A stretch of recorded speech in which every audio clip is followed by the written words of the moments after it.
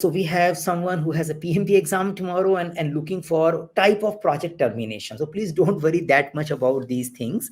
In a simple word, so you can say there are only two type of project termination: happy ending and unhappy ending. That's it. Yeah, that's the only thing.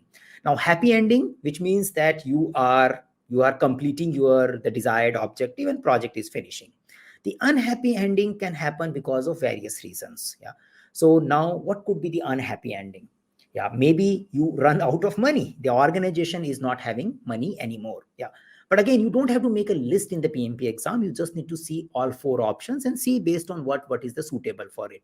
So any question in a PMP exam is not complete till the time we see four options associated. Sometimes you can have five options also, rarely, but options attached to it. Yeah. Only after seeing the options, the question gets completed. So one is that you may run out of money. The another could be the environment has changed, which makes the current project useless.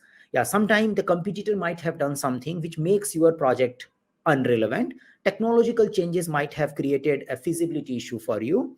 The customer preferences might have changed. So even if you make something, it will not be useful.